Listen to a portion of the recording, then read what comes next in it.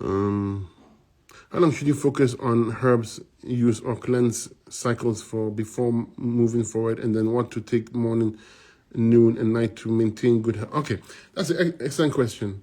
How long should you focus on herbs? So here, in general, okay, let me go over how fast will it take for you to heal your body. That's a good question. For acute and subacute conditions, it can take days to 2 weeks.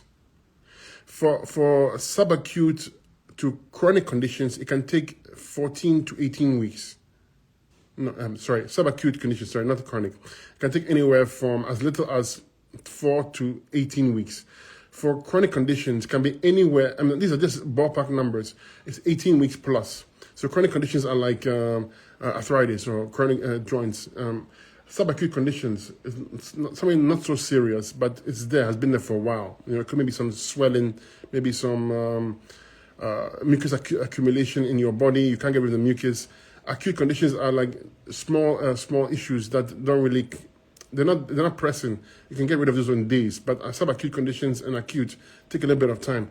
But these are just ballpark numbers. I like to use a 5 to 10% rule. Basically, if you've had an issue for 10 years, expect 10 to 5% of the time to get it back. Okay, but they're not set in stone. I've seen people heal their psoriasis in a matter of weeks. I've seen people take psoriasis takes months. I've seen people kidneys get improvements in a few days. I've seen people take months to heal the kidneys. So it all depends on where you are, your genes, and your level of commitment, and that's what will happen. But so essentially, for acute and subacute conditions, I'll go on a 5 to 7 day cleanse, fruit cleanse, and I'll use the Fabulous 5 as a base. That should give you sufficient relief or remedy.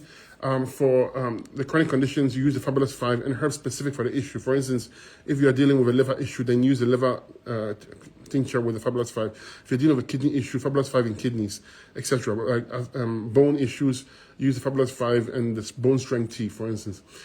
You would have to use it for a while until you get your results, and the diet would have to be maintained. Now, I know not everyone can do a 100% fruit diet, but you can do it most of the time. That's why I like mini cleanses. In my school community, I do mini cleanses, 3-day cleanses, 5-day cleanses.